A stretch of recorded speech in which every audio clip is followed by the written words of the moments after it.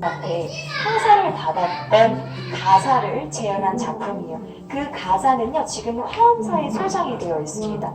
여러분, 가사라는 건 스님들이 입는 옷을 가사라고 해요. 근데 지금 소장되어 있는 그 작품이요, 훼손이 많이 되고 변색이 많이 되었다고 합니다. 그렇기 때문에 그 가사를 받았을 그때, 만들어졌던 그때 당시를 추정해서 작가가 재현한 작품이다라고 보시면 좋을 것 같아요. 이 은색 자수 있잖아요. 이걸 되게 궁금해하시는 분들이 많이 계세요. 이거 공장에서 한 거냐?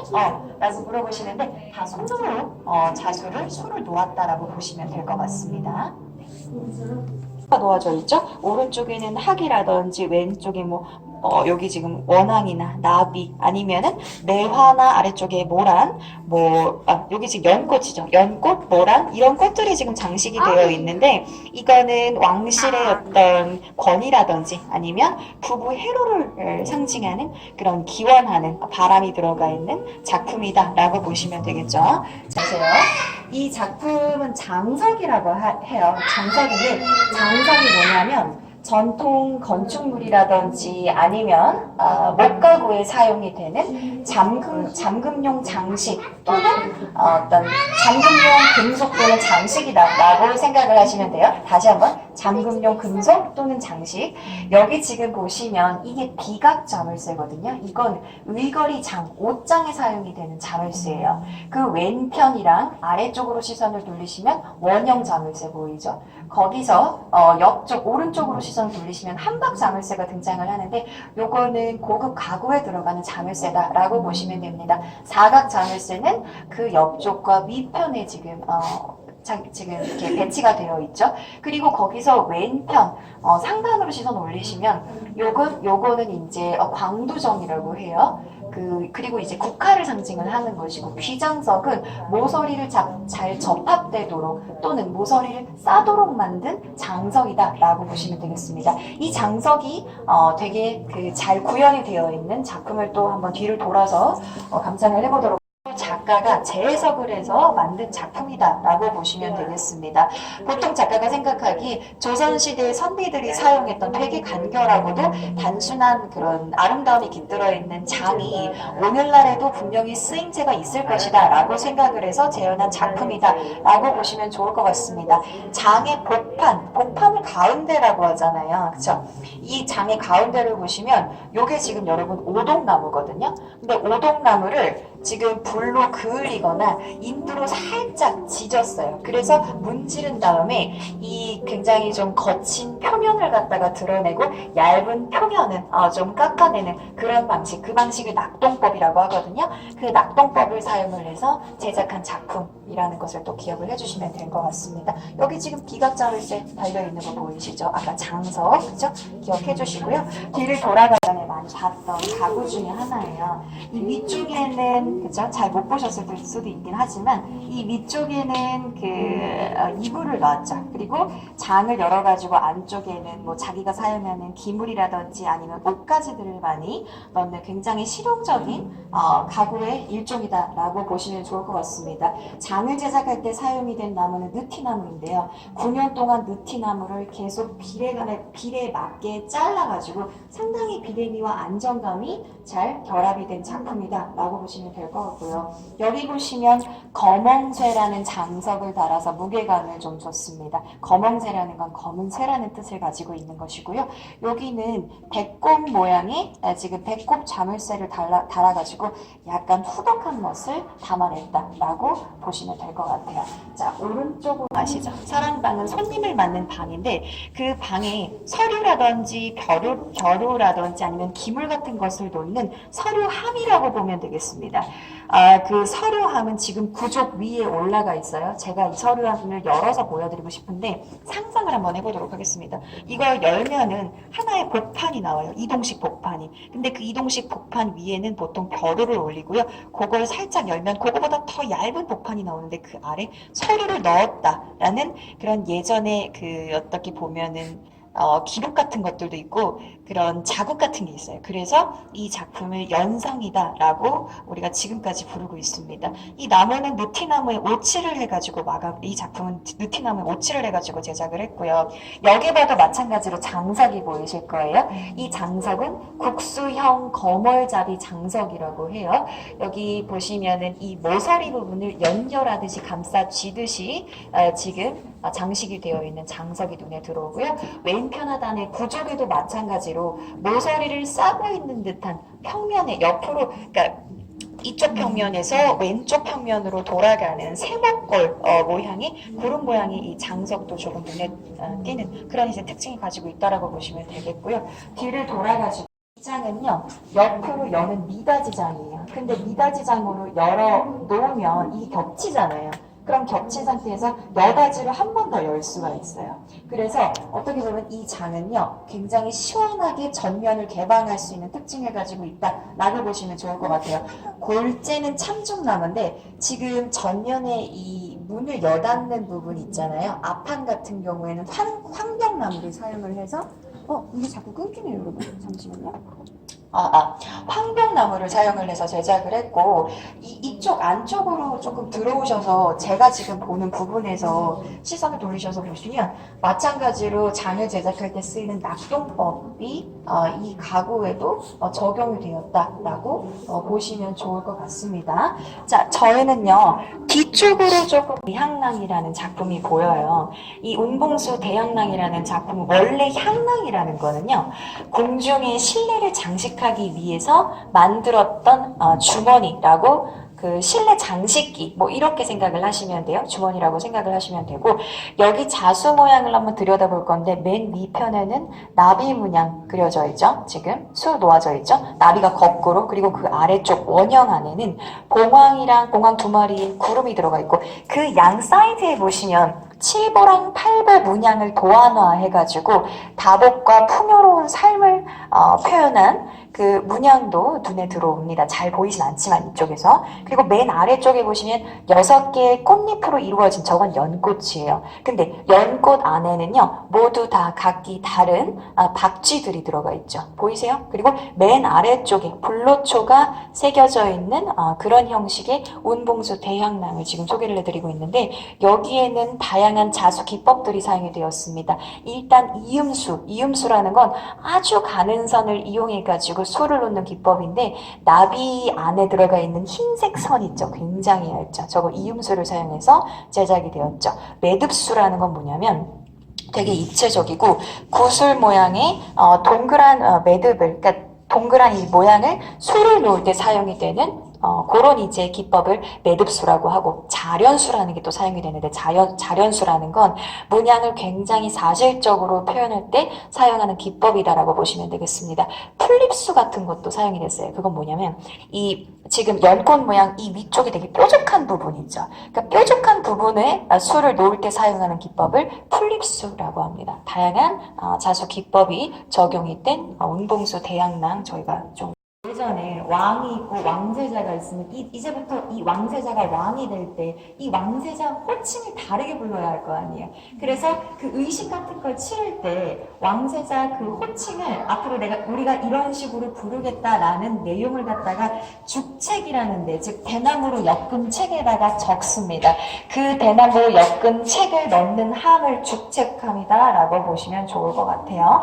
이 죽책함에는 마찬가지로 여러분 무형문화재가 될 때요, 그 무형문화재가 될 때 사용하는 기법 중에서 아까 2층에서도 말씀드렸지만 입사라는 기법이 있어요. 그 입사라는 기법을 접목시켜서 제작을 한 작품이다라고 보시면 되겠죠. 입사라는 거는 설명을 드리긴 했지만 은색 선을 이용해서 철제 기형에다가 무늬를 장식하는 기법인데, 여기는 지금 금리, 또 아까 말씀드렸지만 그 금리라는 순금으로 된 그림을 그리는 그 방식에다가 입사를 접목시켜서 앞쪽 전면 같은 경우에는 매화라든지 대나무라든지 난초를 수를 놓았고, 그리고 그 위편에는 두 마리의 봉황과 구름들이 막 얽혀있는 듯한, 그러면서 조화로운 느낌이 굉장히 강한 그런 죽책감을 제작을 했다라고 보시면 되겠습니다. 안쪽은 이 금계도에 깃들어 있는 내용이 뭐냐면, 이거는 지금 수를 놓은 거잖아요. 원래는 국립중앙박물관에 소장된 작품은 채색화예요. 선비들이 보통 수묵화로 그림 그리죠. 색깔 넣으면 그게 너무 천하다고 해서. 근데 이 작품 같은 경우에는 선비가 그린 되게 보기 드문 채색화라고도 보시면 좋을 것 같아요. 이거는 이제 인조 대왕이 명을 내렸어요. 어떤 그림을 그리려고 명을 내렸냐면 그 삼국사기에 등장하는 기말지 탄강 신화를 그려라 라고 해가지고 제작을 한 어람용 그림이에요. 어람용이라는 건 왕이 보기 위해서 그린 그림을 어람용 그림이라고 하죠. 여러분 기말지 탄강 신화 아세요? 그냥 간단하게 좀 설명하고 넘어갈까요?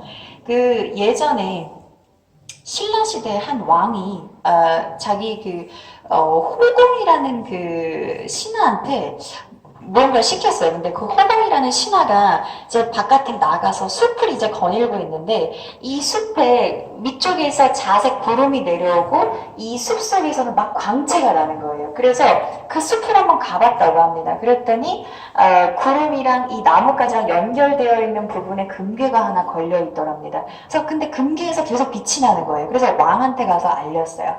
금괴를 한번 가서 보시는 게 어떠냐라고 해가지고 왕이 가서 이 금괴를 열어보라고 했더니 그 금괴에서 아이가 나왔다는 거죠. 너무 잘생긴 아이가. 그 아이의 이름이 바로 기말지라고 합니다. 그 기말지라는 이름의 그 설은요 되게 여러 가지가 있는데 하나는 김씨 금에서 나온 알지는 악이라는 뜻이에요. 금에서 나온 악이라서 기말지라는 뜻이 있고 그 다음에 김씨 부족의 족장이라는 의미가 있어요. 기말지라는 건. 또 하나는 뭐냐면 그때 당시에 그 농업의 신이라든지 아니면 농업의 신의 대리자, 즉 신라시대 때 왕의 의미를 가진 그 뜻이 또 기말지다라고 하는 그런 여러 가지 설들이 있다라는 것을 기억을 해주시면 좋을 것 같습니다. 이거는 여러분 그 바탕 같은 게 본견 신탄지라고 해서 다른 실을 섞지 않고 명주실로만 짠 그 천 위에다가 전통 제작 기법으로 자수를 수를 놓아서 제작을 한 작품이다라고 보시면 될 것 같아요. 금괴 보이세요? 이 금괴를 좀 돋보이게 만들기 위해서 금으로 된 그 실 있잖아요. 금사를 활용해서 제작을 했고요. 왼편 하단에 보시면 여기 지금 물거품 보이세요? 물거품은 깔깔사를 사용했어요. 실을 이렇게 계속 여러 번 꼬아가지고 술을 넣는 기법을 깔깔사라고 한다고 여러분들 기억을 또 해주시면 좋을 것 같습니다. 자, 박물관에 지금 소장이 되어 있는 작품을 술을 놔서 다시 똑같이 재현을 한 거예요. 이거는 수직으로 된 미색의 굉장히 엷은 색깔의 명주 위에다가 도안을 한 번 또 붙였죠. 거기 위에다가 술을 놓았다라고 생각을 하시면 되는데 명주시를 꼰사랑 푼사를 이용해서 이 꼰사랑 푼사를 따로 좀 엮기도 하고 같이 좀 한 번에 뭉뚱그려서 엮기도 하고 또는 다른 실이랑 합사를 해가지고 술을 놓아서 제작을 했다라고 보시면 될 것 같습니다. 이 지금 작품은 책거리라고도 하고 또는 문방도라고도 합니다. 보통 문방구라든지 서가에 있는 책들을 같이 이제 엮어서 그림을 그리는 그런 이제 그림을 어떤 책거리 또는 문방도라고 보시면 되는데 여기 지금 유물이 하나가 들어가 있어요. 이 유물의 이름은 되게 길어요. 제가 외우는데 되게 힘들었는데 궁청사기 박지모란 당초 문명이라는 유물이 또 여기 이 자수 안에 들어가 있고요. 이 왼편에 보시면 맨 끝에 이거는 청화백자 고상당초 문명이라는 또 유물이 들어가 있거든요. 그러니까 이 자수 안에서도 우리나라에 전통적으로 내려오는 그 유물들을 다시 한번 우리가 좀 살펴볼 수 있는 그런 재미도 들어가 있는 작품이다라고 보시면 되겠고요. 유명해요. 이류는 조선 중기 때 이순신 장군이 통영에다가 12개의 공방을 설치를 해놨어요. 그리고 통영의 그 12개의 공방에서부터 400년이 넘는 시간 동안 오늘날까지 그 전통이 계속 이어져 내려오고 있기 때문에 통영가시 유명한데 보통 가시라고 하면 모자가 있고 차양이 있죠. 근데 그 차양을 양태라고 합니다. 그 양태를 지금 재현을 해놨는데 너무 이게 양태가 약하니까 지금 거울 그 플라스틱 판 위에다가 올려놨거든요. 이 양태를 제작을 할 때는 대나무 대를 쪼개요. 대를 쪼갠 다음에 그 대오를 떠내가지고 아주 얇은 세사로 만들어내기 때문에 어떻게 보면 이 양패가 통영가시 명품이 되게끔 하는 그런 작은 요소다라고 보시면 될 것 같고요. 앞쪽으로 이동을 해서 탄건을 보도록 할 건데 이 탄건 같은 경우에는 사대부들이 집에서 아무것도 하지 않아도 쓰고 있었던 모자라고 생각을 하시면 됩니다. 상투를 틀고 망건을 쓰고 그 위에다가 이 지금 탄건을 착용을 했다는 거죠. 탄건은 말총, 말의 꼬리를 이용을 해서 제작을 했습니다. 그래서 아래쪽은 약간 턱이 낮고 갑자기 중간부터는 턱이 살짝 올라가기 시작을 합니다. 보통 탄건은요 격탄건과 호탄건으로 나누어져 있다라고 보시면 좋을 것 같은데 호탄건 같은 경우에는 굵은 말총을 사용을 하기는 하지만 굵은 말총 중에서도 조금 얇은 말총을 가로로 그리고 그거보다 굵은 말총을 세로로 접목을 결합을 시켜가지고 되게 간결하고 깔끔하게 제작이 되는 탄건을 호탄건이라고 보시면 될 것 같아요. 에서 열리는 연회, 잔치를 진연이라고 해요. 근데 그거보다 조금 더 작은 잔치를 여기 지금 보는 것처럼 진찬이라고 하거든요. 왜 궁중에서 우리 증조할머니나 고조할머니가 뭐 생일을 맞이하면은 그 생일을 하는 그 모습 같은 것들을 이제 지금 그림으로 그렸다라고 보시면 될 것 같아요. 창덕궁에서 열린 진찬을 그림으로 옮겨놨습니다. 이 작품은 국립중앙박물관이랑 전주박물관에 소장이 되어 있는데 그 소장되어 있는 작품을 가가지고 직접 실사를 했어요. 사진으로 찍어서 그 작품이 만들어졌던 당시의 재료라든지 제작 기법이라든지 아니면 원래 유물의 형태를 똑같이 재현을 하려고 굉장히 노력을 해서 제작을 한 작품이라고 보시면 되고 처음은 당연히 명주죠. 명주 비단 위에다가 머리카락보다도 굉장히 얇은 필선을 내려서 그림을 그린 작품이다라고 보시면 되는데 여기 오면 보면은 이 사람의 형상 같은 거 있잖아요. 되게 선이 얇아요. 엄청나게 그 머리카락보다 더 얇은 선을 가지고 있고 그리고 보통 우리 그 무신진찬도라는 작품 자체가 되게 우리한테 지금 어떻게 보면은 효용이 가치가 있는 게 뭐냐면 우리 보통 오늘날의 정조 능행차 같은 거 하잖아요. 근데 그 능행차를 재현을 할 수 있도록 돕는 오늘날의 행사를 할 수 있도록 돕는 그런 역할을 하는 게 무신진찬도라고 보시면 되고 그때 당시 사진의 어떤 대리 역할을 했고 그리고 건축물이라든지 당시의 사람들의 복식이나 정황 같은 것들도 이 작품을 통해서 되게 우리가 상세하게 연구를 할 수 있는 중요한 유물이다라고 보시면 될 것 같습니다. 군대가 이 활집이에요. 동계가 화살집이라고 합니다.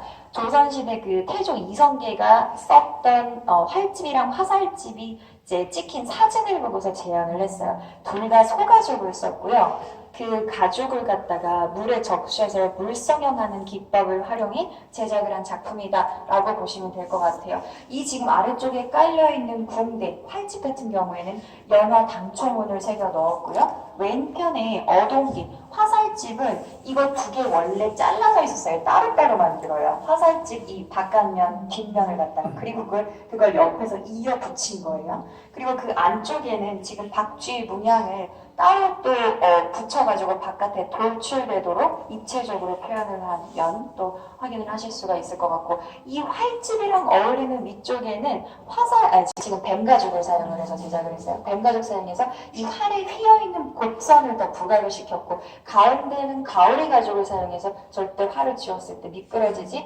않게끔 제작을 했고요. 미너드월프를 25번을 칠했고 여기 안쪽에 그 이 화살 같은 경우에는 물소뿔, 흰색 물소뿔 두 개를 결합해서 제작을 했다라고 보시면 되겠습니다. 자, 책이 들어가 있는 서가, 즉 책장 안의 책들을 그 책가로라고 하고 책걸이 또는 문방구라고도 하는데 여러분 18세기 후반부터 20세기 초반까지 되게 왕실이란 그 민가에서 많이 그려졌던 그림이다라고 보시면 될 것 같아요. 이거 이야기가 재밌는 얘기가 하나가 있어요. 정조대왕이 정조가 이제 왕이 오르잖아요. 근데 자기 아빠가 사도세자가 당쟁에 휘말려가지고 죽음을 맞이하죠. 그렇기 때문에 나는 이제 문치주의를 펼칠 거다라는 생각을 해요. 근데 백성들이 글을 잘 모르잖아요. 물론 한글을 만들었다고 치더라도. 그러니까 이 문치주를 어떻게 해서 사람들한테 좀 알릴까, 책을 읽으라는 이 생각을, 그래서 그림을 그렸어요. 그래서 자기가 이제 되게 의지가 강했던 게 뭐냐면, 보통 임금이 앉는 의자 위에 뒤쪽에는 이런 오공대가 깔려요. 아시죠? 해랑 달이랑 그 뒤에는 5개의 봉우리, 산봉우리. 그걸 치워버리고 책가구를 딱 깔아놨어요. 책이 들어가 있는 서가. 그래서 이 신하들한테 물어봤어. 이게 뭐냐? 라고 물어보니까 신하들이 책입니다. 라고 얘기를 했더니 아니다. 이건 책이 아니고 그림이다. 라고 이제 이야기를 했다라는 거죠. 그러면서 여러분 도화서에요. 화원들이 되게 많잖아요. 근데 그 중에서 자비대령화원, 차비대령화원이라고도 하는데 왕의 직속 화원은 차비대령화원이라고 해요. 도화서에서 가장 그림 잘 그리는 2사람 정도가 차비대령화원 3차 시험에 딱 응시를 해요. 자, 너네 2명 그림을 그릴 때 자유형식으로 그림을 그려라 라고 이야기를 하는데 단 책이 들어가 있는 거, 책거리를 그려라 라고 이야기를 해요. 그때 2명이 누구였냐면 신한평이랑 이종현이라는 사람이 응시를 합니다. 근데 이 사람들이 너무 그림을 잘 그리는 사람들이니까 자유형식? 그래 내가 그럼 한번 자유형식으로 그림을 그려볼게 라고 했는데 정주가 딱 그 그림을 보고서 너무 화가 나는 거야. 이런 해괴한 그림을 그리다니 너네 둘 다 귀양 가라. 그래서 귀양을 보내요.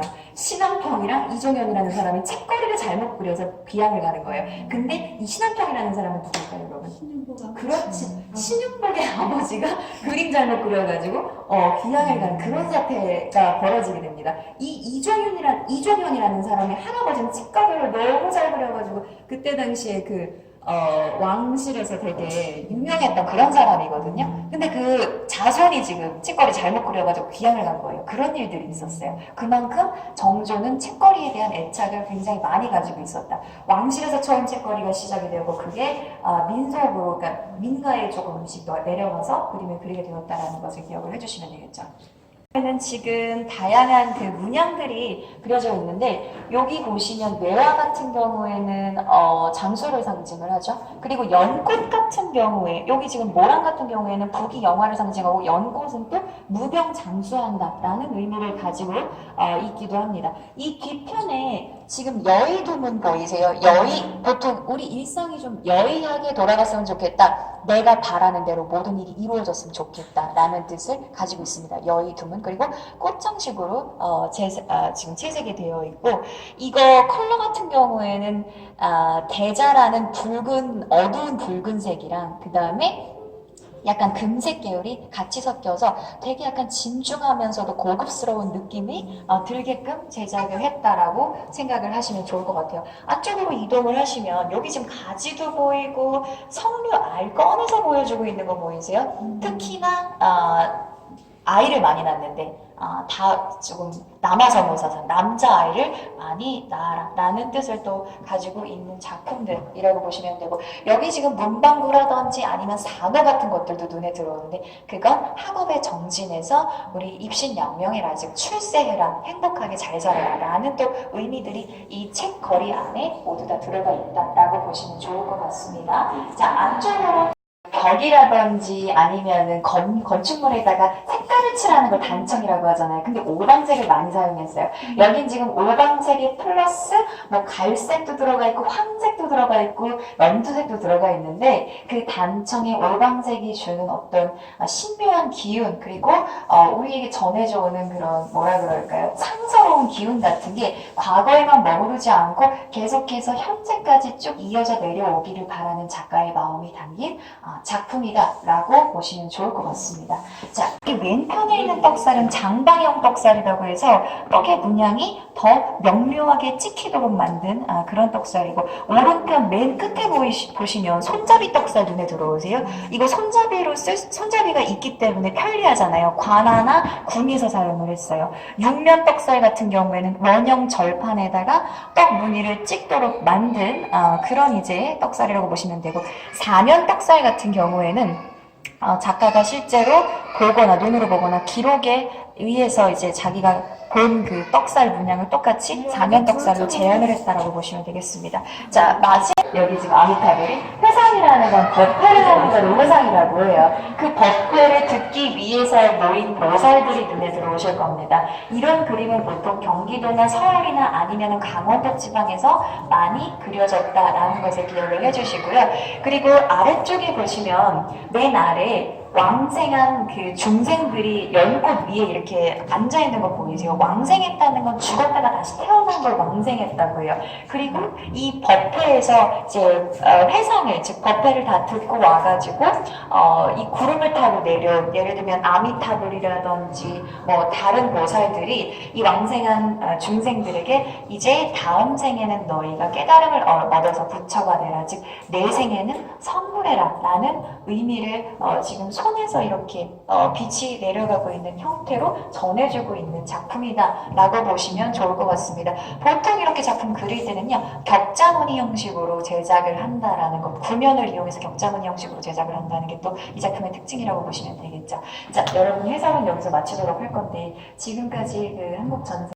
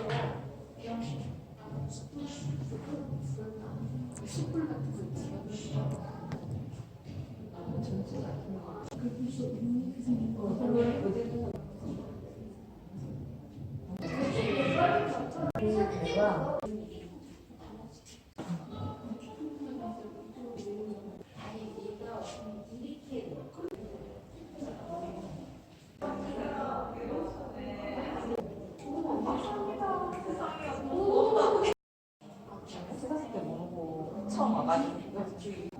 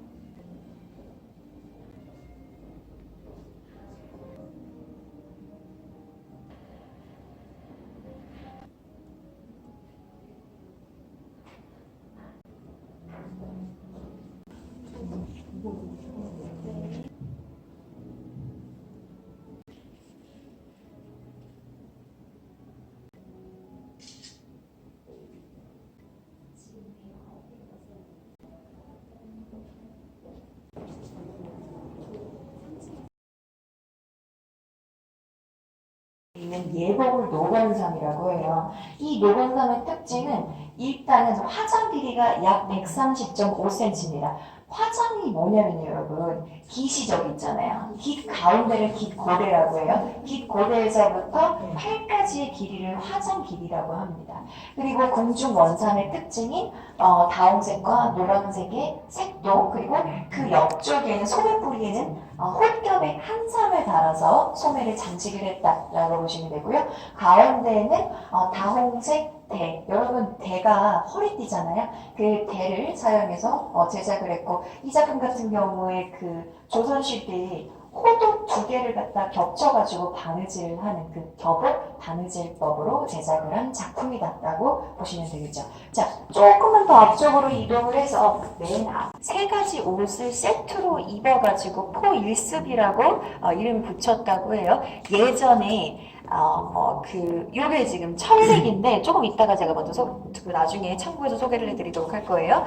이 작품 같은 경우에는 예전에 벼슬아치들이 궁에서 자기들 그 관복을 입어야 되잖아요. 근데 그 관복 중에서도 기시 둥근 관복을 달령이라고 해요. 지금 기시 둥근 그 달령 눈에 보이시죠? 그리고 그 안쪽에는 직령이 보이네요. 기시 고등 무관들이 자주 입었었던 그 직령. 달령이랑 직령 두 개를 입고 거기다 하나 더 입어요. 그게 뭐냐면 저거 철릭이에요. 여러분 철릭은 상의랑 하의를 따로 만들어가지고 허리띠를 내서 함께 입는 옷을 철릭이라고 하거든요.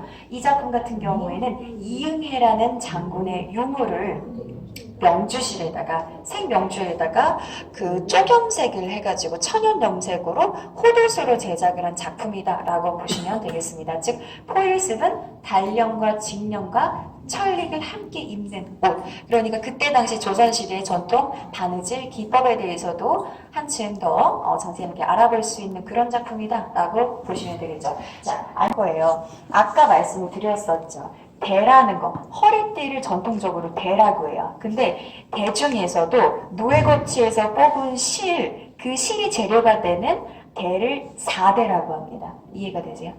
그 4대 중, 그래서 우리 보통 4대부라고 하잖아요. 그죠?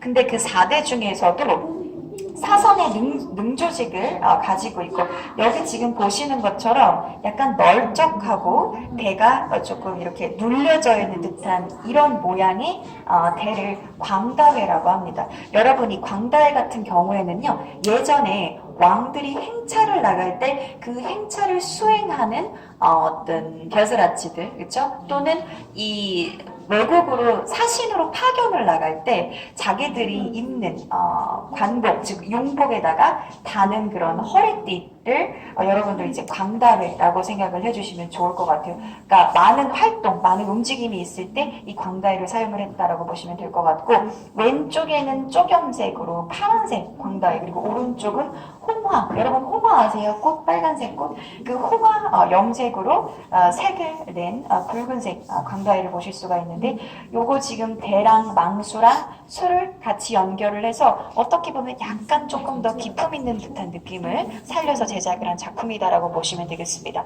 역적으로 시선을 조금 더 불교 경전을 현우경이라고 해요. 그 현우경의 밑부분 표지, 책 겉표지를 지금 자수로 수리와서 장식을 한 건데, 보시면 여기 오른쪽에는 연꽃이 수가 놓아져 있고, 그 위쪽에는 모란이 보이네요. 그 옆에 상단과 하단에는 성류 보이죠. 그 다음에 매화도 조금 눈에 띄는 그런 모습들을 하고 있어요. 보통 이런 연꽃이라든지 성류는 까보면 씨가 굉장히 많지 않잖아요. 자손번창이라든지 극락장생, 아니면 부귀영화라는 의미를 담고 있습니다. 그런데 이 의미는요, 조선 후기 때 그 유행하던 양식이라고 생각을 하시면 될 것 같아요. 그 양식을 따라서 이렇게 자수로 수를 놓았다라고 보시면 되는데, 여기도 마찬가지로 아까 보셨던 향락처럼 엄청나게 많은 그 자수 기법들이 들어가 있어요. 일단 가까이 오셔서 보시면 이 잎사귀들 사이가 되게 촘촘하거든요.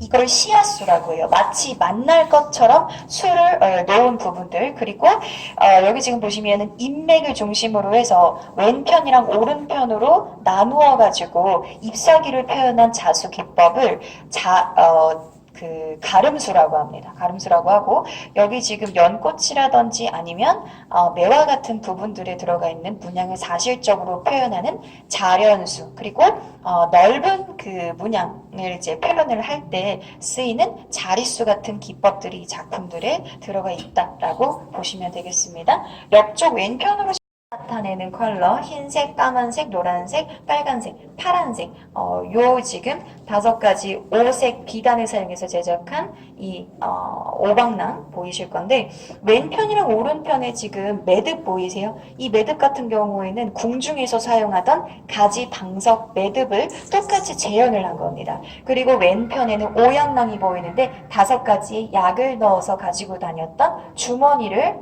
눈으로 확인을 하실 수가 있어요. 이 안쪽에 지금 제가 열어서 보여드리고 싶기는 한데 닫혀있기 때문에 생쪽 매듭으로 매듭을 지어 놓았고요, 안쪽에. 그리고 그 위에는 금사라든지 견사라든지 은사를 사용해서 수를 놓은 듯한, 궁중에서 사용을 했기 때문에 상당히 디테일이 세밀하게 수가 놓아져 있는 부분들을 눈으로 확인을 하실 수가 있습니다. 자, 뒷고 거친 배를 뜻합니다. 이 무삼 같은 경우에는 지금 사라져가고 있는 현실이기 때문에 작가가 이 무삼배가 계속해서 전승이 되기를 바라는 마음으로 무삼배를 짰다라고 보시면 좋을 것 같아요. 되게 기능적인 면이라든지 실용적인 면이 뛰어나서요, 하층민들의 작업복 또는 호디블로도 많이 사용이 된 그런 재료다라고 보시면 되겠고, 거기서 왼편으로 시선을 이동을 하시면 자초염색이라는 게 보이는데요. 자초라는 거는 여러분 그 자근이라고도 하는데 지치라는 식물이 있어요. 그 지치라는 식물의 말린 뿌리를 자근이라고 합니다. 그걸 자초라고도 하죠. 그 자근에서 외피에서 염료를 추출을 하는데 이 염료 추출하는 방식이 굉장히 어려워가지고 조금 귀한 염료다라고 보시면 될 것 같아요. 근데 작가가 이 염료를 추출할 때 어떤 방식을 썼냐면 물에다가 그 자근을 갖다가 불린 다음에 치대는 방식으로 염료를 추출을 했다고 합니다. 물에다가 불려가지고 치대는 방식으로 염료를 추출한 다음에 그 염료의 온도에 따라서 색깔을 다 다르게 뽑아냈다라는 것을 여러분들이 이 자초 염색을 통해서 바이올렛 컬러죠, 그렇죠? 보라색 이 컬러를 통해서 다시 한번 눈여겨보실 수가 있을 것 같고요.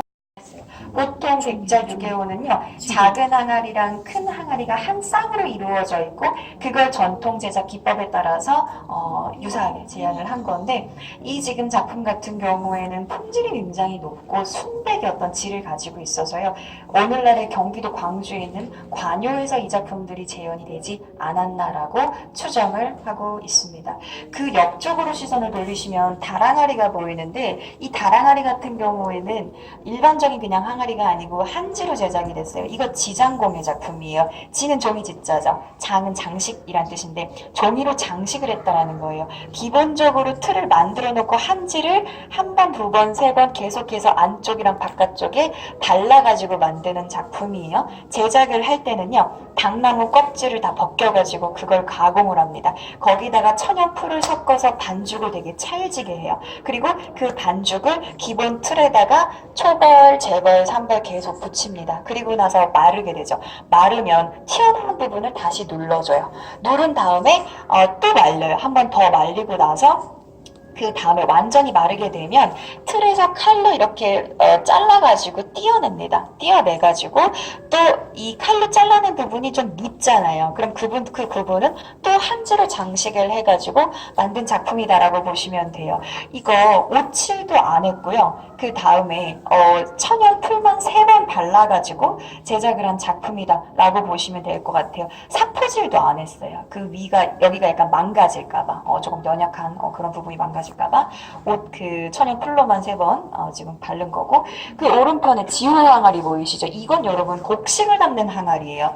지호라는 건 한지를 잘게 찢어요. 자른 다음에 물에다가 불려놓고 거기다가 찹쌀 풀을 섞어가지고 또 이렇게 바른 그런 이제 작품이다라고 보시면 될 것 같은데 이 지금 작품 같은 경우에 살짝 어떻게 보면 연약하게 느껴질 수도 있잖아요. 그래서 얘는 또 오칠로 마감을 했다. 근데 오칠 바르기 전에 삼백 조각 틀어질까봐 삼백 조각을 붙인 다음에 수평을 잡고 재벌을 해가지고 그 위에다가 오칠을 한 그런 작품이다라고 보시면 좋을 것 같습니다. 이 지호 항아리를 통해서 예전 선비들이 종이로 그릇이나 항아리나 함지박 같은 거 되게 많이 만들어서 실생활에 사용을 했구나라는 것도 우리가 한번 추정을 해볼 수가 있을 것 같습니다. 자, 드라마 같은 데 보면 선비들이 막 악기 연주를 하는데 이거 선비 정신을 담고 있다라고도 볼 수가 있겠어요. 선비들이 옛날에 그 무슨 큰일을 하기 전에 심신을 닦는다라는 의미로서 이 악기를 술신의 악기라고 이름을 붙였습니다.